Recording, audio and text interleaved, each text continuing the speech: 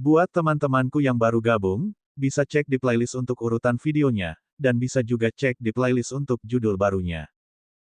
Bab 3542, Raja Iblis yang tak pernah mati mengambil tindakan. Wajah pangeran kedua tampak ganas dan dia hendak mengirim seseorang untuk menyerang. Menurut pendapatnya, Lu Ming hanya memiliki 3 kaisar semu di bawahnya, sementara dia memiliki 5. Dengan tambahan orang-orang dari dinasti Suci Tianyi, dia dapat dengan mudah menghancurkan Lu Ming. Hari ini adalah hari kematianmu. Sebelum pangeran kedua bisa melakukan apapun, suara dingin terdengar dari Lu Ming. Pada saat ini, niat membunuh Lu Ming sangat dingin. Itu adalah niat membunuh yang ditujukan pada pangeran kedua. Dia harus membunuh pangeran kedua. Dapat dikatakan bahwa semua yang terjadi di dinasti suci kekosongan besar diatur oleh pangeran kedua. Tanpa dia, bahkan jika kaisar yang bijak itu cemburu dan takut pada Jing Yu, dia mungkin tidak akan membunuhnya. Pangeran kedua yang mendorong hal ini. Dapat dikatakan bahwa musuh sejati Jing Yu adalah kaisar suci yang sangat hampa dan pangeran kedua. Orang ini hina, tak tahu malu, jahat, dan licik. Jika dia dibiarkan hidup, akan ada masalah yang tak ada habisnya. Kau ingin membunuhku? Hahaha. Pangeran kedua tertawa terbahak-bahak. Ia menatap Lu Ming seolah-olah sedang menatap orang bodoh. Kau ingin membunuhku hanya dengan kekuatanmu. Sepertinya aku hanya bisa menunggu kehidupan selanjutnya. Pangeran kedua penuh dengan penghinaan. Benarkah begitu? Lu Ming tersenyum tipis dan melihat ke belakang pangeran kedua dan yang lainnya. Hal ini terjadi karena kekosongan di belakang mereka terus berfluktuasi. Saat kekosongan itu terus berkedip, sosok-sosok yang tinggi dan kekar muncul. Pusat kekuatan ras barbar telah tiba. Jelas, pangeran kedua, Kaisar Suci Tianyi, dan yang lainnya juga merasakannya. Mereka segera melihat ke belakang, dan ekspresi mereka berubah drastis. Orang barbar, seseorang berseru. Suara mendesing. Begitu kekuatan-kekuatan barbar muncul, mereka menyerbu ke arah pangeran kedua dan yang lain dengan kecepatan yang luar biasa. Sialan, itu Etienne. Pangeran kedua melihat sosok Etienne di pasukan barbar secara sekilas. Etienne adalah seorang jenderal di bawah Jing Yu. Dia telah menyerah kepada Lu Ming. Sekarang, Etienne memimpin para ahli dari ras barbar. Jelas, para ahli dari ras barbar adalah orang-orang Lu Ming. Sialan, bagaimana Lu Ming bisa berakhir bersama orang-orang barbar? Pangeran kedua meraung dalam hatinya. Ada banyak ahli dari ras barbar. Kaisar barbar saat ini akan mendengarkan perintah Etienne. Karena itu, dia tidak akan menolak permintaan Etienne. Kaisar barbar memberi perintah, dan pasukan tersembunyi dari ras barbar segera dimobilisasi.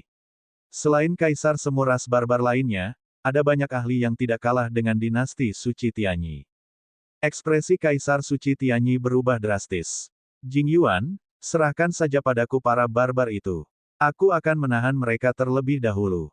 Kau tangani Lu Ming terlebih dahulu dan selesaikan pertempuran ini dengan cepat.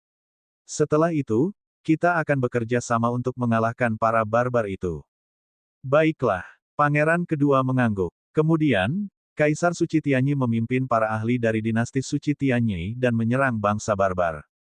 Ledakan-ledakan. Para ahli dari kedua belah pihak bahkan belum saling bersentuhan, tetapi ki yang mengerikan telah bertabrakan di kehampaan, menimbulkan suara gemuruh yang mengerikan dan menyebabkan kehampaan meledak terus-menerus. Dan EBSP, pada akhirnya kedua pasukan itu bentrok dan mulai berperang. Lu Ming, aku tidak menyangka kau bisa mengundang orang barbar, tapi tetap saja itu tidak berguna. Mati saja, bunuh. Pangeran kedua berteriak dan memberi perintah untuk menyerang. Seketika itu juga kelima kaisar semu itu bergerak dan mengincar beruang raksasa dan Raja Surgawi tua yang berjumlah 1000 orang. Mereka mengira bahwa di dalam pasukan Lu Ming, hanya beruang raksasa dan Raja Surgawi berusia 1000 orang suci yang merupakan kaisar semu. Selama dia membunuh mereka berdua, yang lainnya tidak layak disebutkan. Raja Iblis, maju terus. Suara dingin Lu Ming terdengar. Apakah kamu akhirnya akan bertindak? Aku tidak sabar lagi. Raja Iblis yang tak pernah mati itu menampakkan ekspresi yang ganas, menyeringai, lalu melangkah maju. Ledakan. Ki Iblis meledak, mengguncang langit berbintang. Kekuatan iblisnya tak terbatas. Jejak telapak tangan besar menutupi langit berbintang dan bertabrakan dengan dua kaisar semu pangeran kedua. Terdengar ledakan dahsyat, dan langit berbintang terkoyak. Raja Iblis yang tak pernah mati itu baik-baik saja, tetapi kedua kaisar semu itu dipaksa mundur. Pada saat yang sama, beruang raksasa, Raja Surgawi tua 1000 orang suci, dan dua kaisar semu lainnya dari kekaisaran setan suci juga bergerak. Aura kekerasan menekan ke arah pangeran kedua. Mata pangeran kedua membelalak tak percaya. Bola matanya hampir meledak. Dia tidak pernah menyangka akan ada begitu banyak orang bijak di pasukan Luming. Seseorang dari kekaisaran iblis suci, kau benar-benar berkolusi dengan kekaisaran iblis suci.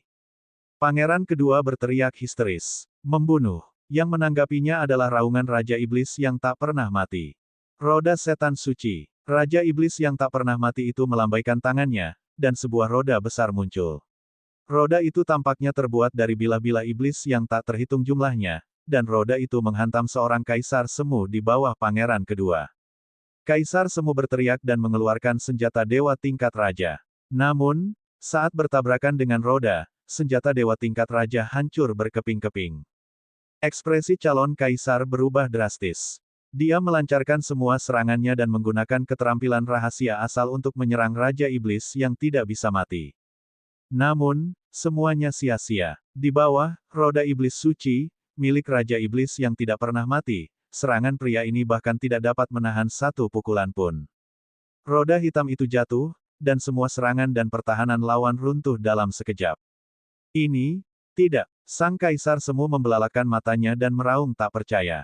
Mereka berdua adalah kaisar semu, tetapi mengapa kekuatannya jauh lebih lemah dibandingkan lawannya? Dia benar-benar rentan. Wah, begitu dia berteriak, roda Saint Devil itu jatuh. Tubuh kaisar semu itu meledak seketika dan hancur menjadi abu. Seorang kaisar semu hampir terbunuh dalam hitungan detik. Itulah kekuatan Raja Iblis yang tak pernah mati. Di puncaknya, dia adalah kaisar surgawi sejati. Bahkan jika dia kehilangan kultivasinya dan hanya tersisa kultivasi kaisar semu dengan level yang sama tidak akan mampu menahan satu pukulan pun darinya. Ini, bagaimana mungkin? Pangeran kedua adalah yang paling terkejut. Dia hampir ketakutan setengah mati. Itu adalah seorang kaisar semu, dan dia terbunuh begitu saja. Sulit baginya untuk menerimanya. Kau hanya seonggok sampah. Setelah membunuh kaisar semu itu, Raja Iblis yang abadi mengeluarkan raungan dingin dan menyerang kaisar semu berikutnya, Pangeran ke-6. Ekspresi Wang Ye ke-6 berubah drastis, tetapi dia ditahan oleh ribuan surga suci. Asyik, Raja Iblis yang tak pernah mati itu melambaikan tangannya, dan roda iblis suci lainnya menghantam ke arah Pangeran ke-6. Tidak, Wang Ye ke-6 meraung dan melawan dengan sekuat tenaga. Dia sedikit lebih kuat dari kaisar semu sebelumnya, tetapi dia tidak dapat mengubah hasilnya. Saat roda iblis suci itu jatuh, dia mengeluarkan pekikan mengerikan dan mengikuti jejak orang sebelumnya, dan mati di tempat. Kali ini, bukan hanya orang-orang di pihak pangeran kedua saja yang terkejut, bahkan Raja Surgawi tua yang berjumlah ribuan orang dan yang lainnya pun ikut terkejut. Hahaha, Jing Yuan, kamu tidak akan berhasil. Kamu akan berakhir sepertiku, pecundang. Pada saat ini, putra mahkota tertawa terbahak-bahak. Melihat para ahli pangeran kedua terbunuh, putra mahkota menjadi sangat gembira. Kau mencari kematian. Pangeran kedua berteriak dengan marah dan membunuh putra mahkota dengan satu telapak tangan. Kalian semua, serang. Luming memerintahkan bawahannya untuk menyerang pangeran kedua. Dan EBSCP, mengaum. Raungan mengerikan datang dari klan pertempuran Kera Hitam. 100.000 anggota klan pertempuran Kera Hitam semuanya menggunakan tubuh dewa primitif mereka dan berubah menjadi kera ganas King Kong. Mereka sangat besar dan menyerang pasukan pangeran kedua. Semuanya, mereka berdua memiliki tubuh dewa purba. Seseorang dari pihak pangeran kedua berteriak kaget. Para kaisar semu terbunuh satu demi satu, dan moral pasukan pangeran kedua anjlok. Ketika mereka melihat begitu banyak tubuh dewa purba, moral mereka semakin turun. Begitu kedua belah pihak bentrok, sejumlah besar pasukan pangeran kedua terbunuh. Bab 3543, Pertarungan Terakhir Jingyu. Mundur, mundur. Pada saat itu, pangeran kedua meraung. Dia ingin mengumpulkan orang-orang untuk mundur dan bertemu dengan orang-orang Kaisar Suci Tianyi. Namun, bagaimana mungkin Luming membiarkannya mundur? Raja Iblis yang tidak pernah mati itu sangat kuat. Setelah membunuh dua kaisar semu, dia menyerang Kaisar Semu ketiga. Pihak Lu Ming unggul dalam jumlah Kaisar Semu. Selain itu, kecepatan Raja Iblis yang abadi sangat mencengangkan. 3 Kaisar Semu yang tersisa di pihak Pangeran kedua tidak dapat mundur bahkan jika mereka mau. Ketika Raja Iblis yang abadi tiba, nasib mereka sudah diputuskan. Bunuh, bunuh, hahaha. Raja Iblis yang tidak pernah mati bukanlah orang yang baik. Saat itu, dia telah menyebabkan kekaisaran Iblis suci merosot dengan cepat. Tangannya telah ternoda oleh darah yang tak terhitung jumlahnya. Setelah disegel selama bertahun-tahun, aura jahatnya telah mencapai puncaknya. Jika Iblis Tulang tidak menggunakan mantra anti-sihir, dia tidak akan mampu mengendalikan Raja Iblis yang tidak pernah mati. Pada saat ini, Raja Iblis yang abadi meletus dengan niat membunuh yang dingin, dan serangannya bagaikan badai. Sekalipun dia belum pulih ke tingkat Raja Suci, kualitas kekuatan sucinya dan kekuatan teknik rahasia asalnya sudah cukup untuk menghancurkan Raja Semu biasa. Roda Iblis Suci hancur dan Kaisar Semu ketiga terbunuh. Kemudian, yang keempat, yang kelima. Tidak diragukan lagi, beberapa kaisar kuasi terakhir diikat oleh Raja Surgawi Tua, 1000 orang suci, dan beruang raksasa. Mereka tidak dapat melarikan diri sama sekali. Hanya dalam waktu singkat, kelima kaisar semu pangeran kedua semuanya terbunuh. Pangeran kedua tercengang. Dia benar-benar tercengang. Dia tahu dia sudah tamat. Kaisar semu adalah fondasi perjuangannya untuk meraih hegemoni. Jika kaisar semu jatuh, maka tamatlah riwayatnya. Ah! Mundur. Cepat lari. Dengan kematian kelima kaisar semu, pasukan pangeran kedua hancur total dan runtuh. Mereka tidak lagi memiliki keinginan untuk bertarung. Ia berubah menjadi seekor burung dan melompat-lompat. Pangeran kedua bereaksi dan juga ingin melarikan diri. Hentikan dia. Jangan biarkan dia kabur. Lu Ming berteriak. Raja Surgawi Tua, ribuan orang suci dan yang lainnya bergerak cepat dan mengepung pangeran kedua. Tianyi, selamatkan aku. Pangeran kedua meraung dan meminta bantuan Kaisar Suci Tianyi. Namun, pada saat ini, Kaisar Suci Tianyi hampir mati ketakutan. Dia telah melihat kekuatan iblis Raja Iblis yang tidak pernah mati dengan matanya sendiri. Memintanya untuk menyelamatkan pangeran kedua. Sungguh lelucon. Mundur, mundur. Kaisar Suci Tianyi meraung dan memimpin pasukannya untuk maju. Mereka tidak lagi bertarung dan mundur ke samping. Sasaran Etian dan yang lainnya bukanlah Kaisar Suci Tianyi. Mereka berpura-pura mengejar mereka sebentar lalu berhenti. Sebaliknya, mereka memimpin pasukan mereka untuk mengepung dan memusnahkan bawahan pangeran kedua. Wajah pangeran kedua menjadi pucat. Dia tahu bahwa dia telah gagal total dan tidak bisa melarikan diri. Lu Ming, aku tidak menyangka bahwa aku akan dikalahkan olehmu pada akhirnya. Hahaha, surga memang tidak adil. Pangeran kedua tersenyum pahit. Kamu telah melakukan begitu banyak hal buruk, tetapi sekarang kamu baru saja mati. Ini adalah ketidakadilan Dao Surgawi. Kong Qikui berkata dengan kesal. Dapat dikatakan bahwa kehidupan dia dan Jing Yu telah hancur oleh pangeran kedua. Ayo, Kong Qikui, bunuh aku dan balas dendam untuk Jing Yu. Tidak buruk juga mati di tanganmu. Pangeran kedua berteriak sambil menatap Kong Qikui. Pada saat yang sama, dia memiliki banyak pikiran dalam benaknya. Sekarang, jika dia ingin hidup, hanya ada satu cara, yaitu menyandera seseorang. Kong Qikui tidak buruk. Selama dia bisa menyanderanya, dia mungkin bisa melarikan diri. Senior Kong, jangan impulsif. Kamu ingin menyandera dirimu sendiri agar kamu bisa melarikan diri. Lu Ming berkata, mampu membaca pikiran pangeran kedua. Brengsek. Pangeran kedua meraung dalam hatinya. Dia tidak sabar untuk memotong Lu Ming menjadi 8 bagian. Dia mungkin tidak bisa mengalahkanku. Kong Qikui berkata, dia juga seorang dewa tingkat 9, sama seperti pangeran kedua. Jika orang ini harus mati, dia harus mati di tangan pangeran Jingyu. Dia bisa diserahkan kepadaku. Kata Lu Ming. Apa? Banyak orang memandang Lu Ming dengan kaget. Meninggalkan pangeran kedua padanya. Bagaimana ini mungkin? Basis kultivasi Lu Ming hanya berada di tingkat ke-9 dari alam Raja Surgawi. Ada celah yang sangat besar antara dirinya dan pangeran kedua. Mustahil untuk melewati celah itu. Sejak zaman dahulu, tidak ada seorang pun yang mampu melewati celah sebesar itu. Lu Ming, hanya kamu. Pangeran kedua tertawa dingin, tetapi pada saat yang sama, dia sangat gembira. Dia benar-benar menantikan Lu Ming bergerak. Dengan begitu, dia bisa menangkap Lu Ming dan menggunakannya sebagai sandera. Dia pasti bisa melarikan diri. Tentu saja, itu bukan aku. Itu Pangeran Jingyu, Lu Ming berkata. Saat berikutnya, sebuah bola logam muncul di tangannya. Bola itu tampak seperti kelopak bunga yang saling melilit. Dia menyuntikkan kekuatan sucinya ke dalamnya, lalu kelopak bunga itu pun hancur, memperlihatkan setetes darah. Ini, tubuh Kong Qikui bergetar saat dia melihat ke atas. Dia langsung merasakan aura Jingyu. Itu ditinggalkan oleh Jingyu. Lan Sang juga mengatakan. Benar sekali. Biarkan Pangeran Jingyu menggunakan sisa kekuatannya untuk membunuh Jingyuan di dinasti suci kekosongan besar. Kata Lu Ming. Menurut apa yang dikatakan Bai Ya, Jingyu telah menyegel seluruh sisa kekuatannya ke dalam setetes darah ini saat dia terluka parah. Selama Lu Ming menyatukan setetes darah ini, dia akan dapat meminjam kekuatan Jingyu. Namun, dia hanya dapat menggunakannya sekali. Ini bisa dikatakan sebagai senjata pembunuh yang hebat. Jika digunakan dalam situasi berbahaya, pasti bisa menyelamatkan nyawa dan membalikkan keadaan. Namun, Lu Ming masih berencana untuk menggunakannya sekarang.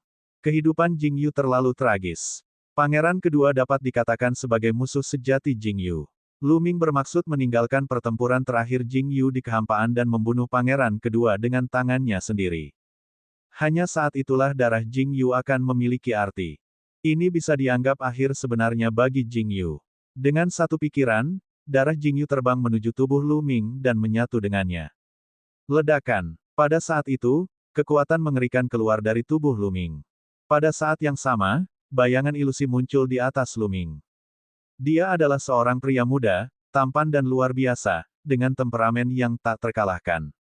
Jingyu, pangeran. Pada saat ini, Lan Sang, Kong Qikui, Tian, Yuan Huan, dan yang lainnya gemetar saat mereka menatap hantu itu dengan linglung. Sosok ilusi itu tak lain adalah Jingyu. Bertarung. Sosok ilusi Jingyu meraung. Sosok itu hanya mengucapkan satu kata sebelum menyatu ke dalam tubuh Lu Ming dalam sekejap. Pada saat ini, kekuatan dalam tubuh Lu Ming meningkat tajam. Dalam sekejap, ia menyerbu ke alam dewa-dewa, kemudian dewa-dewa tingkat pertama, dewa-dewa tingkat kedua, dewa-dewa tingkat ketiga.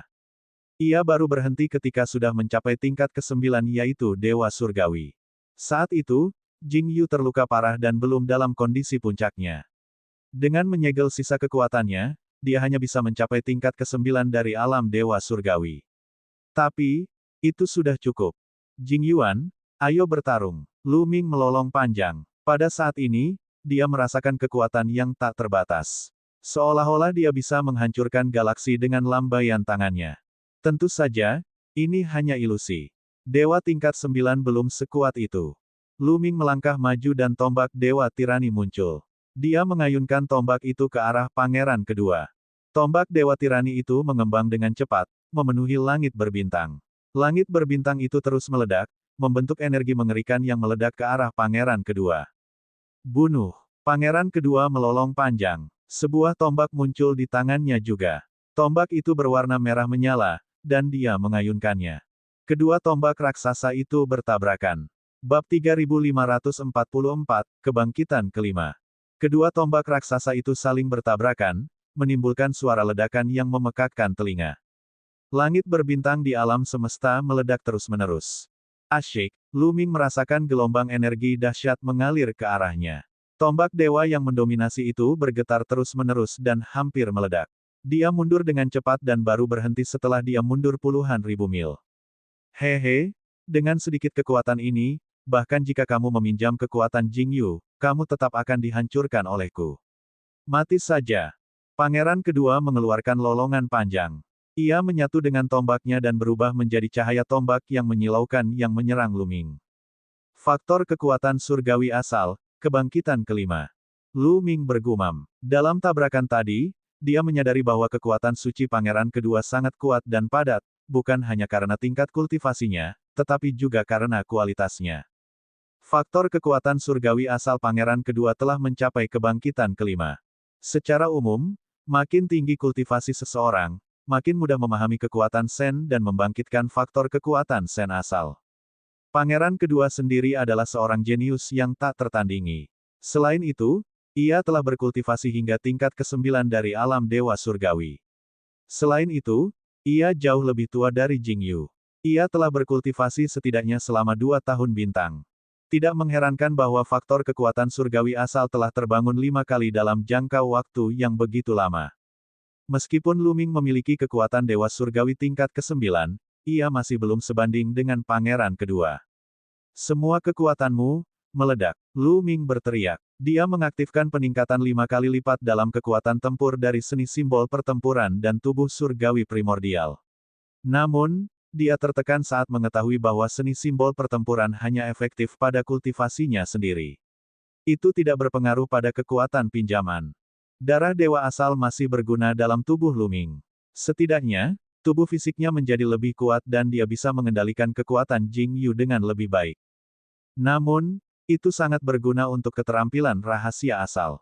Kekuatan Jingyu mengalir ke keterampilan rahasia asal, memungkinkannya meledak dengan kekuatan yang mencengangkan. Weng, tombak Dewa Tirani bergetar saat kekuatan pemutus belenggu dilepaskan sepenuhnya. Ditambah dengan kekuatan Jingyu, kekuatan tombak Dewa Tirani sangat mengejutkan. Asyik, Lu Ming menusukkan tombaknya lagi. Tombak itu berubah menjadi sinar tombak yang menyilaukan dan bertabrakan dengan sinar tombak pangeran kedua. Benturan ujung tombak itu bagaikan ledakan bintang.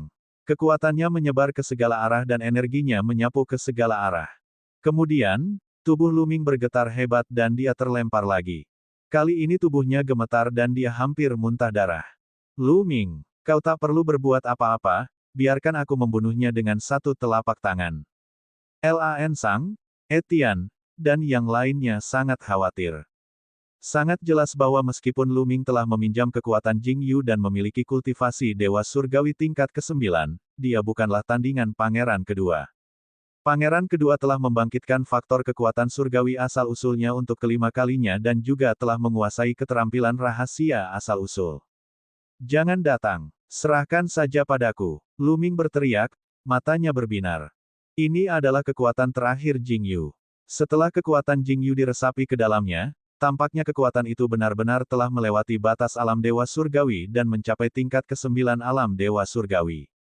Meskipun energi ini akan segera menghilang, Lu Ming merasa bahwa jalannya menuju alam dewa surgawi telah diaspal.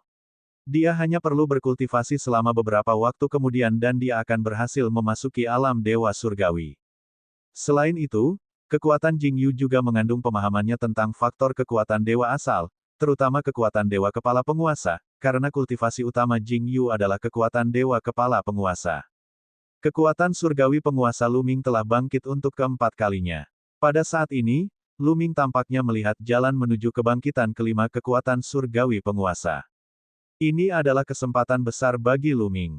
Hanya dengan berjuang sekuat tenaga mereka dapat mengubah kesempatan ini menjadi kekuatan mereka sendiri.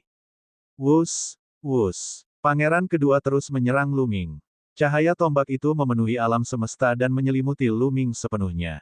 Membunuh. Lu Ming berteriak. Pada saat itu, berbagai keterampilan rahasia asal muncul di tubuhnya. Pintu dominasi, sepatu bot penghancur angin, pedang penghancur kehampaan. Sebanyak 11 jenis keterampilan rahasia asal beredar di sekitar Lu Ming. Pada saat yang sama, kekuatan dahsyat mengalir ke dalam 11 keterampilan rahasia asal, menyebabkan masing-masing dari mereka memancarkan cahaya yang menyilaukan. Kekuatan mereka diaktifkan secara ekstrim. Semakin banyak kekuatan suci yang digunakan, semakin kuat pula keterampilan rahasia asal-usulnya. 11 keterampilan rahasia asal. Selain beberapa orang yang mengetahui latar belakang Lu Ming, orang-orang lainnya membelalakkan mata karena terkejut. Begitu pula dengan pangeran kedua, Lu Ming tidak mengerahkan seluruh kekuatannya saat melawan penguasa dinasti Suci Tianyi. Asyik, sepatu bot penghancur angin menyatu dengan kaki Lu Ming, menyebabkan kecepatannya meningkat pesat. Dia bergegas keluar dan menghindari serangan pangeran kedua. Kemudian, dia meluncurkan semua keterampilan rahasia asal lainnya ke arah pangeran kedua. Dan EBSP, gerbang dewa menjadi ratusan ribu kaki tingginya, dan menekan pangeran kedua. Pedang penghancur kehampaan dan pedang iblis langit menebas pangeran kedua dari kedua sisi. Bulan yang sangat yin dan matahari yang sangat yang bersinar dengan cahaya yang menyilaukan. Langit dipenuhi dengan cahaya warna-warni, dan setiap sinar cahaya memiliki kekuatan penghancur. Mata kiamat itu seperti mata batu, memancarkan cahaya kuno yang sangat mengerikan dan menghancurkan segalanya. Jangan berpikir bahwa hanya karena Anda memiliki banyak keterampilan rahasia asal, Anda akan berguna. Jika Anda memiliki banyak tetapi Anda tidak ahli dalam hal itu, Anda akan rentan. Pangeran kedua melolong, dan tombak di tangannya melepaskan kekuatan yang lebih mengerikan. Dia telah memutuskan sebuah belenggu. Lu Ming dapat melihat bahwa tombak di tangan pangeran kedua juga merupakan keterampilan rahasia asal. Selain itu, salah satu belenggu telah terputus. Di tangan pangeran kedua, tombak itu sangat kuat. Tombak panjang di tangan pangeran kedua bergetar dan melontarkan pancaran cahaya tombak yang mengerikan, berbenturan dengan berbagai keterampilan rahasia asal-usul Lu Ming. Klang klang klang. Terjadi serangkaian ledakan. Semua keterampilan rahasia asal Lu Ming terlempar, termasuk dirinya sendiri. Kubilang dia bahkan takkan mampu menahan satu pukulan pun. Pangeran kedua berkata dengan dingin. Serangannya menjadi semakin ganas, tidak memberi Lu Ming kesempatan untuk mengatur napas. Dia ingin menyandera Lu Ming sekaligus. Ini adalah kesempatannya untuk hidup. Namun, mata Lu Ming semakin bersinar terang. Dia terus mengendalikan 11 keterampilan rahasia asal dan menyerang pangeran kedua. Ini karena ketika Lu Ming sepenuhnya mengendalikan keterampilan rahasia asal-usul, dia menyadari bahwa semua keterampilan rahasia asal-usulnya memiliki rantai. Di bawah infus kekuatan Jingyu, belenggu keterampilan rahasia asal Lu Ming muncul. Tentu saja, selain tombak Dewa Tirani, semua keterampilan rahasia lainnya memiliki rantai. Lu Ming merasa bahwa dia bisa menggunakan kekuatan Jingyu untuk memotong belenggu ini. Ini adalah kesempatan bagus untuk menerobos di tengah pertempuran besar. Bertarung, bertarung. Lu Ming berteriak saat dia mengendalikan 11 keterampilan rahasia untuk menyerang Jingyu. Ledakan-ledakan-ledakan. Terjadi serangkaian tabrakan lagi dan Lu Ming terjatuh ke belakang. Tetapi kali ini, gerbang dewa tiba-tiba meledak dengan aura yang beberapa kali lebih kuat dari sebelumnya. Sudah terputus. Lu Ming sangat gembira. Baru saja dia berhasil memotong belenggu di pintu dominasi. Meskipun hanya ada satu, itu tetap meningkatkan kekuatan pintu dominasi secara signifikan. Bab 3545, Gangguan Mental Pangeran Kedua. Dalam pertempuran besar, Lu Ming berhasil memotong salah satu belenggu di pintu dominasi. Sebuah pusaran muncul di atas pintu sang penguasa, berputar terus-menerus dan memancarkan daya isap yang mengerikan. Sebuah suara gemuruh terdengar dari dalam pusaran itu, mirip dengan suara gemuruh yang pernah didengar para dewa. Aku sudah memutuskan belenggu itu. Pangeran kedua terkejut. Haha, ayo kita lanjutkan. Lu Ming tertawa dan terus menyerang pangeran kedua. Dalam pertempuran dengan pangeran kedua, Lu Ming mampu meminjam kekuatan Jingyu dengan lebih lancar dan mendorongnya hingga ke titik ekstrim. Kemudian, ia memutuskan belenggu keterampilan rahasia asal. Kalau tidak, bahkan dengan kekuatan Jingyu, dia tidak akan bisa memutuskan belenggu itu dengan mudah. Tidak mudah untuk melepaskan diri dari belenggu teknik rahasia asal, hal ini dapat dilihat dari semua talenta muda dari dinasti suci kekosongan besar dan Tianyi. Selain Kaisar Jianyi, tidak ada orang lain yang bisa memotong belenggu itu. Pangeran kedua telah berkultivasi bertahun-tahun, tetapi dia hanya berhasil memutuskan satu belenggu. Jadi apa kalau kau sudah memutuskan belenggu itu? Bunuh saja. Pangeran kedua sangat marah dan terus menyerang Lu Ming. Lu Ming ingin meminjam kekuatan pangeran untuk memotong belenggu. Di sampingnya, Lan Sang, Etian, dan yang lainnya juga melihat tujuan Lu Ming. Monster sekali. Raja Iblis yang tak pernah mati itu pun berbicara, dan bahkan dia pun tak dapat menahan diri untuk tidak mendesah. Ledakan-ledakan-ledakan. Jingyu dan pangeran kedua terlibat dalam pertempuran lainnya. Lu Ming masih belum sebanding dengannya dan terus-menerus mundur. Namun, ia telah mencapai hasil yang hebat. Ledakan. Bulan purnama meledak dengan aura yang mengerikan. Tombak pangeran kedua diselimuti oleh cahaya. Seperti es yang bertemu api, tombak itu mencair dengan sendirinya. Bulan lunar juga telah berhasil memutuskan salah satu belenggu. Tepat setelah bulan lunar adalah matahari surya, yang juga memancarkan aura yang menggemparkan dan juga memutuskan belenggu. Sial, itu tidak mungkin. Pangeran kedua berteriak, matanya dipenuhi kecemburuan yang hebat.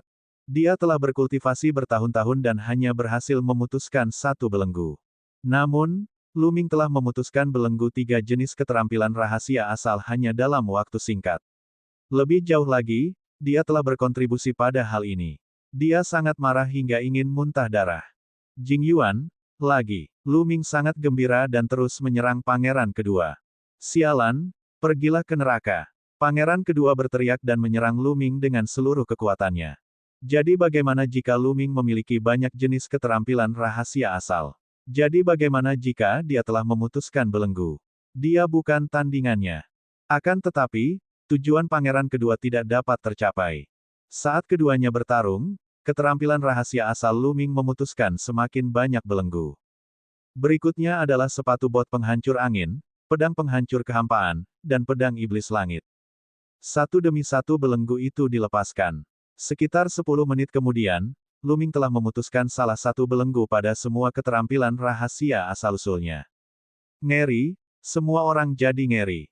Lu Ming masih sangat muda dan basis kultivasinya hanya berada di level ke-9 dari ranah Raja Surgawi. Namun, ia telah memutuskan satu belenggu untuk masing-masing dari 11 teknik rahasia asalnya.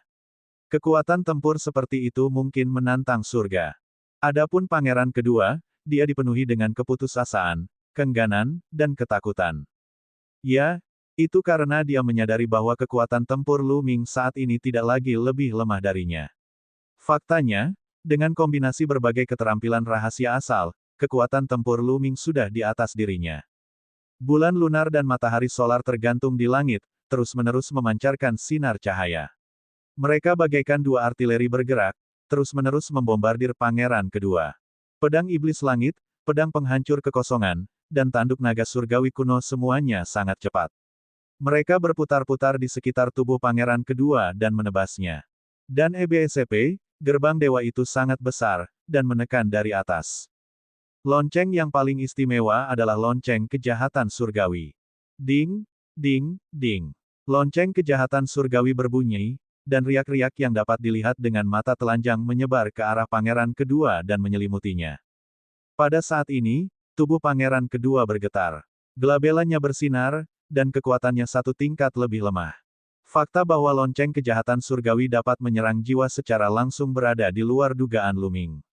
Ini adalah fungsi yang ia temukan setelah memutuskan belenggu. Lu Ming mengendalikan tombak dewa yang mendominasi, menginjak sepatu bot angin penghancur, dan menyerang pangeran kedua.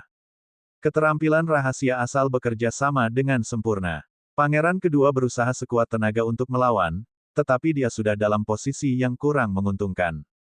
Lu Ming akan menang. Lan Sang menghela napas panjang, matanya berbinar. Dia tidak menyangka Lu Ming akan mengalahkan pangeran kedua, meskipun dia telah meminjam kekuatan Jing Yu. Yang lainnya pun mengangguk tanda kegirangan. Pada saat ini, mereka seolah-olah telah melihat Jing Yu hidup kembali dan menaklukkan pangeran kedua dengan keanggunannya yang tiada taraf. Jalan Lu Ming sangat luas. Dia jauh melampaui pangeran Jing Yu. Aku khawatir dia tidak akan terbatas pada dinasti suci yang hampa. Lan Sang mendesah lagi. Ah, pada saat ini, pangeran kedua mengeluarkan lolongan panjang. Dia tidak dapat menerima bahwa dia sebenarnya sedang ditekan oleh Lu Ming. Oleh karena itu, dia tersapu oleh tombak dewa tirani Lu Ming dan tubuhnya hampir meledak. Lu Ming, pergilah ke neraka. Pergilah ke neraka. Bahkan jika harus, aku akan menyeretmu bersamaku. Pangeran kedua sudah benar-benar gila. Kekuatan surgawi dalam tubuhnya terbakar. Dia tahu bahwa dia tidak bisa menjatuhkan Lu Ming. Jika dia tidak bisa menyandera Lu Ming, dia akan mati hari ini. Karena itu, dia membakar kekuatan Sen-nya dengan sekuat tenaga. Ledakan, ledakan, ledakan. Cahaya tombak itu meledak dan memenuhi langit. Itu benar-benar memaksa berbagai keterampilan rahasia asal Lu Ming untuk terus mundur. Menekan, Lu Ming berteriak dan aliran kekuatan surgawi yang mantap mengalir ke pintu dominasi. Mengaum, seekor binatang buas raksasa tampak meraung di dalam gerbang dominasi. Saat berikutnya, cakar binatang buas terjulur keluar dari gerbang dominasi dan menamparkan pangeran kedua. Ledakan. Pangeran kedua terus mundur. Pada saat ini, mata Lu Ming sangat cerah. Ketika dia mengaktifkan pintu dominasi secara ekstrim, perubahan seperti itu terjadi. Pada saat yang sama, Lu Ming melihat jalan berikutnya, jalan menuju kebangkitan kelima. Ini adalah kesempatan sekali dalam 1000 tahun. Anda tidak boleh melewatkannya. Raihlah kesempatan itu. Lu Ming menggeram. Pada saat ini, pikirannya sepenuhnya terbenam dalam kekuatan surgawi dewa. Ledakan. Dan EBSCP, tiba-tiba, kekuatan surgawi penguasanya mulai berubah, dan energi yang lebih kuno mulai memancar darinya. Ini adalah kebangkitan kelima dari faktor kekuatan surgawi. Lan Sang, Etian, dan yang lainnya tercengang. Pada saat kritis ini, Lu Ming kembali mengalami terobosan. Ia berhasil mencapai kebangkitan kelima dari kekuatan surgawi dewa. Kebangkitan kelima dari faktor kekuatan surgawi asal telah meningkatkan kekuatan tempur Lu Ming secara luar biasa. Kekuatan pintu dominasi juga menjadi lebih kuat. Ledakan. Gerbang dewa terus menekan, dan raungannya seperti guntur dengan energi yang merusak. Tubuh pangeran kedua bergetar, dan kemudian cakar binatang buas itu terulur lagi. Kali ini, pangeran kedua mengeluarkan pekikan mengerikan dan mundur dengan panik, sambil terus-menerus menyemburkan darah. Setelah kebangkitan kelima kekuatan surgawi dominator Lu Ming, kekuatan tempurnya telah melampaui pangeran kedua dalam semua aspek. Bab 3546, Siapakah Kaisar Suci? Lu Ming telah memadukan kekuatan Jingyu ke dalamnya. Seolah-olah dia berdiri di ketinggian Jingyu, melihat kekuatan surgawi dan berbagai teknik rahasia asal. Kemudian, dengan bantuan kekuatan Jingyu, dia telah memutuskan belenggu pada semua teknik rahasia asal. Tentu saja, tombak Dewa Tirani itu merupakan pengecualian karena tombak itu telah memutuskan satu belenggu. Tidak akan mudah untuk memutuskan belenggu kedua. Pada saat yang sama, Jingyu mengolah kekuatan surgawi dewa. Melalui kekuatan surgawi dewa Jingyu, Lu Ming membangkitkan kekuatan surgawi dewa untuk kelima kalinya dalam satu gerakan, dan kekuatan tempurnya meningkat pesat. Gerbang dominasi ditekan, dan pangeran kedua meraung dan batuk darah. Tidak, itu tidak mungkin. Pangeran kedua meraung. Rambutnya acak-acakan dan dia merasa sulit menerimanya. Lu Ming sebenarnya telah terus-menerus menerobos selama pertempuran besar. Dia hanya berada di tingkat ke-9 alam Dewa Raja, tetapi faktor kekuatan surgawi telah bangkit 5 kali. Dia telah berkultivasi selama lebih dari 2 tahun bintang dan hanya bangkit 5 kali. Dia sangat cemburu dan tidak mau menerima ini. Aku tidak akan dikalahkan olehmu. Pangeran kedua meraung dan melawan dengan sekuat tenaga, mencoba membunuh Lu Ming. Menurutnya, Lu Ming mewakili Jingyu. Dia tidak bisa membiarkan dirinya dikalahkan oleh Jingyu, apalagi sisa-sisa kekuatannya. Namun, yang menanggapinya adalah segala macam keterampilan rahasia asal. Ledakan-ledakan-ledakan, segala macam keterampilan rahasia asal dilemparkan ke arah pangeran kedua seperti badai. Pangeran kedua terkejut. Ia menyadari bahwa ia tidak dapat menahannya. Segala macam serangan runtuh. Dan EBSCP, pada akhirnya, tombak di tangannya terkena gerbang dewa, dan meledak. Ini adalah jurus rahasia asal pangeran kedua. Ketika jurus rahasia asal miliknya hancur, dia berteriak dan terlempar ke belakang. Pada saat ini, Lu Ming menginjak sepatu bot penghancur angin dan menyusulnya. Dia menusukkan tombak Dewa Tirani. Aduh! Tombak dewa yang kejam itu menembus tubuh pangeran kedua. Kekuatan penghancur yang mengerikan telah meledak di tubuh pangeran kedua, menghancurkan fungsi tubuhnya dan bahkan menghancurkan inti bintangnya. Kultivasi pangeran kedua lumpuh. Pangeran kedua menjerit dengan sedih. Dia sangat tidak rela dan putus asa. Apa gunanya semua jebakan itu? Aku akan mengirimmu pergi sekarang. Lu Ming berkata dengan dingin. Dia menggoyangkan tombak Dewa Tirani dan kekuatan yang lebih dahsyat meledak. Tubuh pangeran kedua meledak dan tubuh serta jiwanya hancur. Setelah membunuh pangeran kedua, Lu Ming memfokuskan perhatiannya pada berbagai teknik rahasia asal dan kekuatan surgawi. Ini adalah kesempatan langka. Dia ingin melihat apakah dia dapat memanfaatkan kekuatan Jingyu untuk membuat terobosan lain. Sayangnya, energi Jingyu telah terkuras habis. Energi yang tersisa mengalir ke udara. Tidak banyak energi yang tersisa dan itu tidak akan membantu Lu Ming dalam terobosannya. Aura Lu Ming perlahan menurun. Dewa tingkat 8, Dewa tingkat 7. Di langit berbintang, pertempuran besar terus berlanjut. Pasukan Lu Ming dan para barbar bekerja sama untuk membunuh pasukan pangeran kedua. Pada saat ini, pertempuran perlahan-lahan berakhir. Beberapa bawahan kepercayaan pangeran kedua hampir semuanya tewas dalam pertempuran. Sisanya telah menyerah. Ketika aura di tubuh Lu Ming benar-benar tenang dan ia kembali ke tingkat ke-9 alam Raja Surgawi, pertempuran pun berhenti total. Lu Ming, bagaimana perasaanmu? Lu Ming, Lan Sang dan yang lainnya terbang menuju Lu Ming. Aku baik-baik saja, aku baik-baik saja.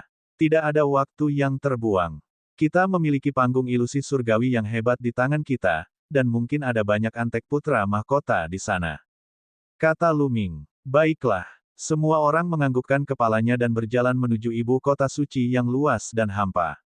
Sekte Dewa Ilusi Agung masih memiliki antek-antek putra mahkota. Tentu saja, akan ada pertempuran besar. Pada akhirnya, Sekte Dewa Ilusi Agung sepenuhnya dikendalikan. Pada saat yang sama, Kong Qikue telah mengirimkan pesan kepada bawahannya untuk membawa orang tua Lu Ming. Lu Ming tidak perlu menunggu lama sebelum bawahan Kong Qikue membawa orang tuanya ke ibu kota suci yang maha hampa. Untungnya, kedua orang tuanya baik-baik saja. Mereka sangat sehat, dan kultivasi mereka telah meningkat pesat. Jelaslah bahwa pangeran kedua tidak pernah mempersulit orang tuanya dalam 100 tahun terakhir. Sebenarnya, itu hal yang wajar. Pangeran kedua ingin menggunakan Lu Yuntian dan Li Ping untuk mengancam Lu Ming agar mau bekerja untuknya. Jika sesuatu terjadi pada Lu Yuntian dan Li Ping, Lu Ming tidak akan bekerja untuknya. Kemungkinan besar dia akan mengejarnya. Melihat Lu Yuntian dan Li Ping baik-baik saja, Lu Ming merasa lega. Setelah mengobrol lama dengan kedua tetua itu, Lu Ming meminta seseorang untuk membawa mereka beristirahat. Di ibu kota suci yang agung dan penuh ilusi, di aula utama istana. Lu Ming, Lan Sang, Etienne, Kong Qikue, dan yang lainnya duduk melingkar. Mereka sedang mendiskusikan rencana masa depan mereka. Kini, Kaisar Suci yang Agung, Putra Mahkota, dan Pangeran kedua semuanya telah tumbang. Selanjutnya, ketika Putra Mahkota mencoba membunuh Kaisar yang bijak, banyak anggota keluarga kerajaan yang terseret ke dalam masalah ini, dan hanya beberapa pangeran yang tersisa. Akan tetapi, suatu negara tidak dapat berdiri tanpa seorang penguasa. Semuanya, apa yang harus kita lakukan dengan dinasti suci yang sangat hampa? Sebuah negara tidak akan bisa hidup sehari tanpa seorang penguasa. Lan Sang yang pertama berbicara, memecah keheningan. Menurutku, sebaiknya kita jadikan Lu Ming Kaisar Suci saja. Etienne berbicara dan ingin Lu Ming menguasai ibu kota suci yang sangat luas dan hampa. Saya pikir itu mungkin. Yuan Huan melanjutkan. Setelah itu, bawahan Lu Ming satu persatu angkat bicara, mendukung Lu Ming dalam mengambil alih dinasti suci kekosongan besar. Banyak dari orang-orang ini adalah bawahan Jingyu.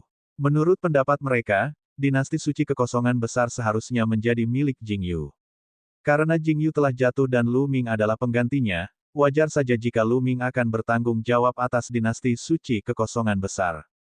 Raja Iblis yang tak pernah mati dan beberapa ahli kekaisaran iblis suci duduk di samping, tanpa mengucapkan sepatah kata pun. Kong Qikue dan 1000 Raja Surgawi Suci juga tidak mengatakan apa-apa. Pada saat ini, Lu Ming mengangkat tangannya dan semua orang terdiam. Aku tidak tertarik pada posisi kaisar yang bijak. Kata Lu Ming. Dia memang tidak tertarik. Sekarang cakrawalanya semakin luas, dia bisa melihat lebih banyak hal. Dia tahu bahwa alam semesta purba sangat luas, dan dinasti suci yang hampa hanyalah sebagian kecil darinya. Tujuannya adalah alam semesta yang sunyi dan lautan bintang. Dia tidak ingin tinggal di dinasti suci yang hampa dan menjadi kaisar suci. Lan Sang tersenyum tipis. Dia tidak terlalu terkejut dengan jawaban Lu Ming. Dengan bakat yang dimiliki Lu Ming, tentu saja dia tidak akan bertahan lama di dinasti suci yang hampa. Lalu, siapakah yang akan menjadi kaisar suci dinasti suci kekosongan besar di masa depan? Lan Sang bertanya. Mari kita pilih salah satu pangeran yang tersisa untuk mengambil alih dinasti suci yang sangat hampa. Tentu saja, akan lebih baik jika dia tidak terlalu ambisius. Kata Lu Ming. Sekarang dia telah mencapai puncak tingkat ke-9 Raja Surgawi. Lebih jauh lagi, dengan meminjam kekuatan Jingyu, Lu Ming telah menyentuh alam Dewa Surgawi. Baginya, alam Dewa Surgawi sama sekali tidak sulit. Dia punya firasat bahwa selama dia menenangkan hatinya dan memasuki kultivasi tertutup untuk jangka waktu tertentu, dia akan dapat menerobos dengan lancar. Begitu dia berhasil menembus alam Dewa Surgawi, dia akan mampu membuka jimat giok yang ditinggalkan Xian Yanxing dan menemukan Xian Yanxing serta Qiu Yue. Dia tidak akan tinggal di dinasti suci kekosongan besar terlalu lama. Namun, dia ingin keluarga dan teman-temannya berkultivasi di dinasti suci kekosongan besar.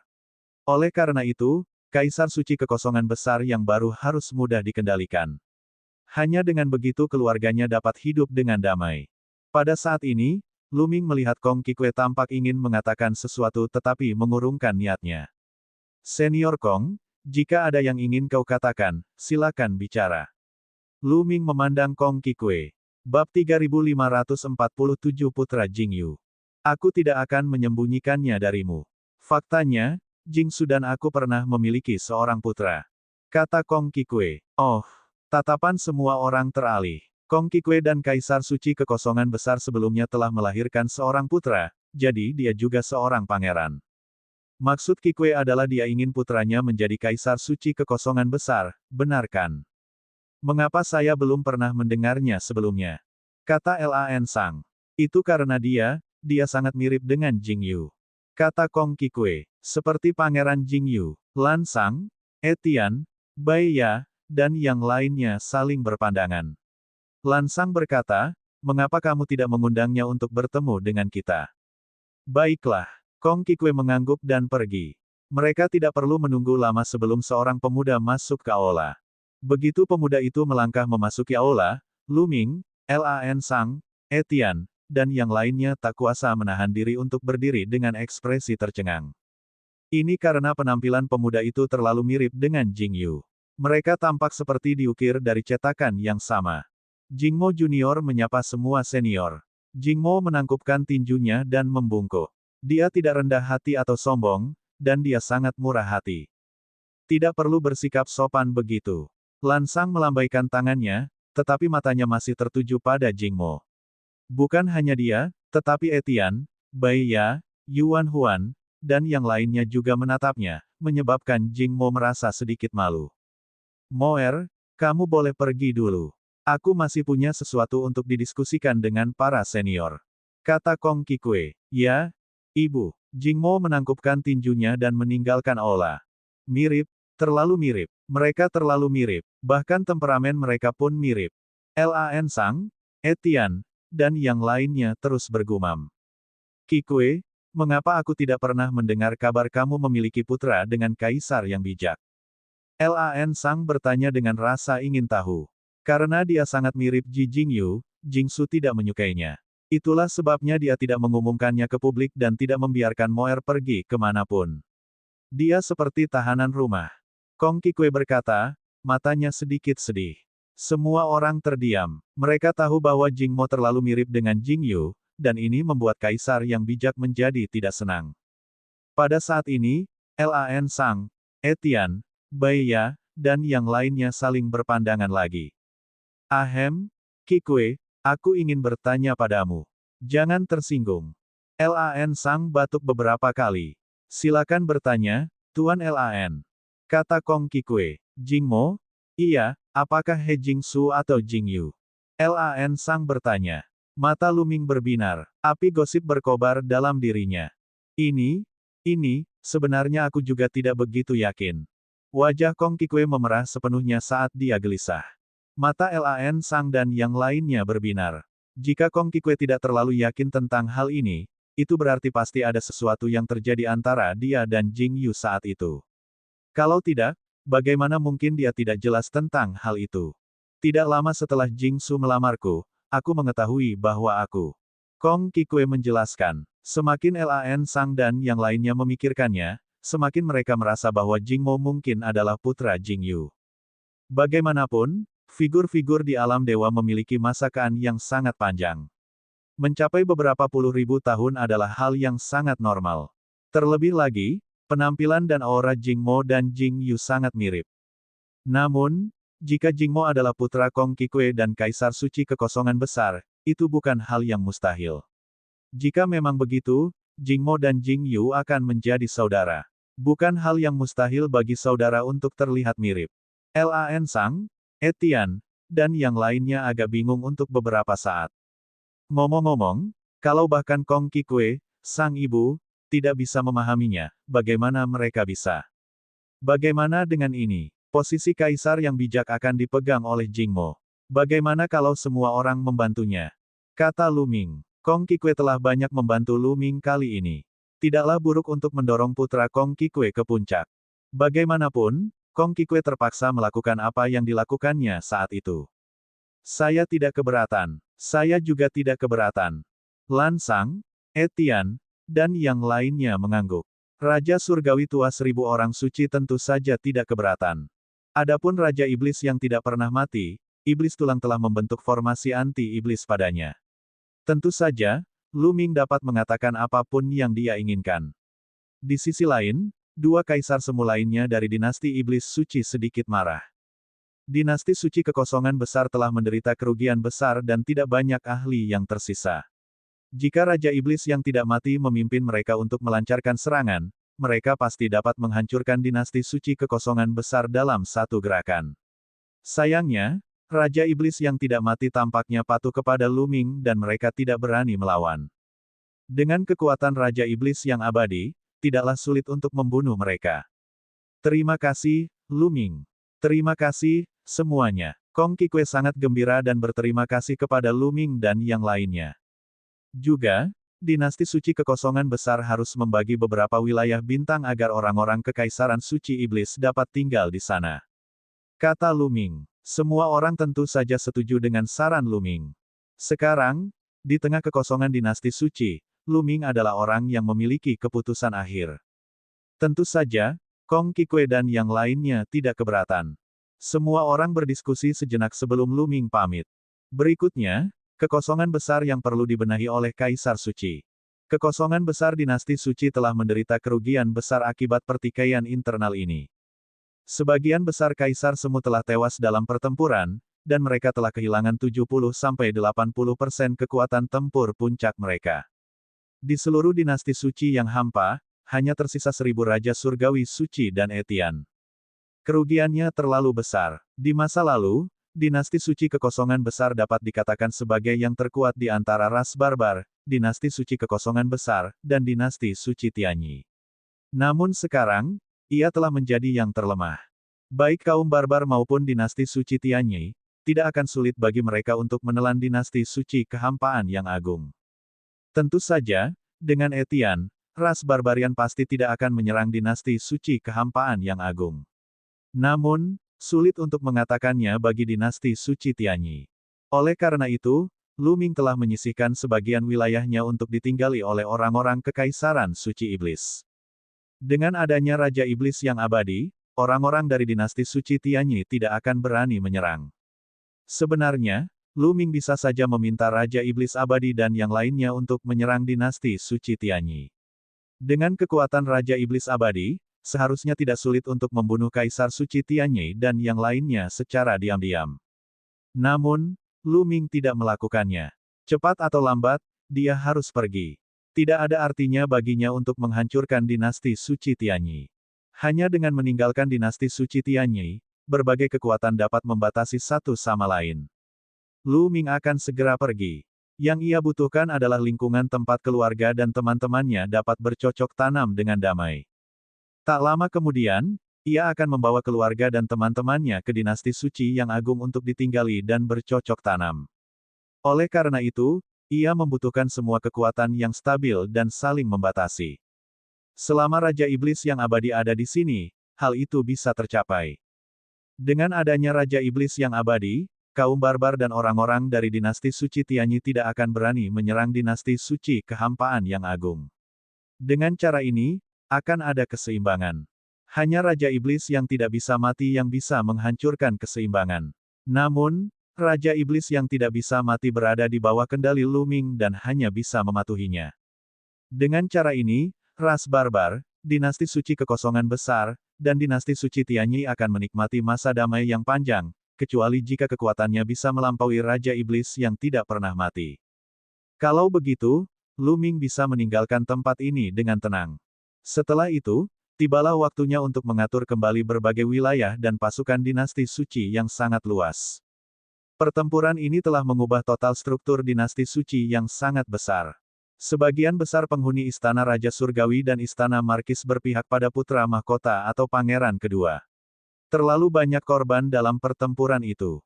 Banyak Raja Surgawi dan Master tingkat atas Istana Raja Surgawi telah terbunuh. Bab 3548 Pengaturan baru. Terjadi perubahan besar dalam kekosongan besar dinasti suci. Kekuasaan berbagai pihak akan dirombak. Di antara mereka, ada beberapa orang yang cukup beruntung. Misalnya, Nine Absolute Heavenly King Mansion adalah kenalan lama Luming. Meskipun Nine Absolute Heavenly King Mansion berpihak pada pangeran kedua, Luming tidak menyentuh Nine Absolute Heavenly King Mansion pada akhirnya. Namun, mereka yang menaruh dendam terhadap Luming tidak seberuntung itu.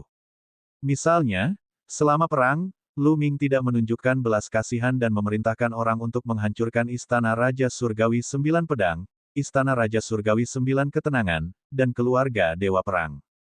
Hal yang sama juga terjadi pada keluarga Lan di ibu kota suci yang sangat hampa dan kediaman guru besar. Hampir semua ahli mereka telah terbunuh, yang berarti kehancuran mereka.